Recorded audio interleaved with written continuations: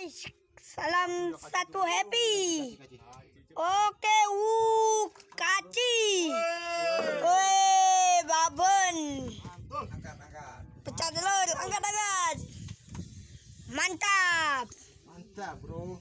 Oke, pecah telur yang pertama ya. Pecah telur pertama nih ya. Ya.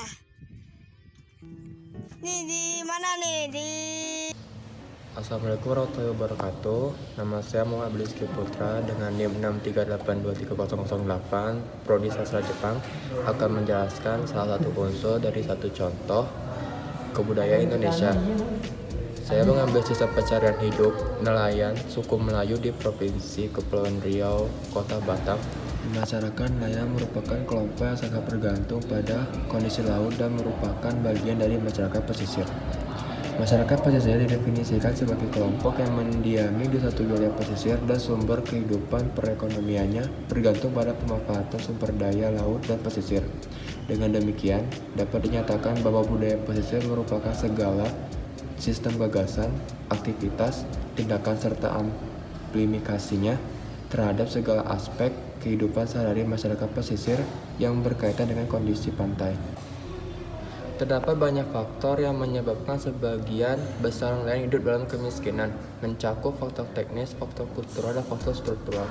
Semuanya bermuara pada pendapatan nelayan yang tidak menentu, antara lain karena stok sumber daya ikan yang menurun akibat pencemaran, kerusakan ekosistem laut sebab penangkapan ikan yang merusak, serta kondisi alam yang seperti perubahan iklim global. Selain itu, kondisi gelombang laut yang kuat pada musim-musim tertentu menyebabkan nelayan tradisional tidak dapat menghasilkan pendapatan yang memadai dalam melaut.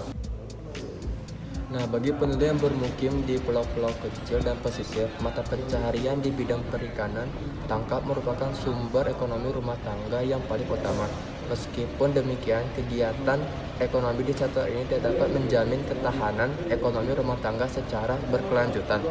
Hal ini terutama dipengaruhi oleh kondisi rentannya sektor perikanan tangkap terhadap berbagai ancaman seperti perubahan iklim, terus ada degradasi lingkungan, serta eksploitasi sumber daya perikanan yang berlebihan. Situasi ini umumnya diperparah dengan kondisi tingginya tekanan penduduk di tengah keterbatasan sumber daya lahan di wilayah pesisir. Agar para nelayan dapat mempertahankan penghasilan di tengah berbagai ancaman yang dialami sektor perikanan dan sekaligus mengurangi kemiskinan di antara mereka, penting dilakukan upaya untuk menciptakan mata pencaharian tambahan bagi kelompok penduduk ini, yang antara lain diperoleh melalui penciptaan mata pencaharian alternatif. Selain dihadapkan pada persoalan penghasilan yang minim, kesulitan mendapatkan penghasilan hingga sarana alat tangkap yang terbatas dan apa adanya.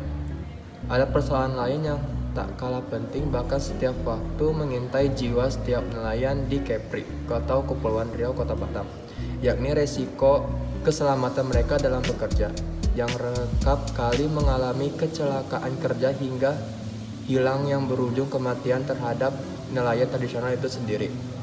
Di kelompok ini bersama nelayan jenis pekerjaan lainnya bersama seperti petani, terus juga tukang ojek, supir, angkot, buruh bongkar muat, pedagang kaki, dan lain-lainnya. Oke, sekian dari penjelasan dari saya. Mohon maaf bila ada kesalahan dan kekurangan.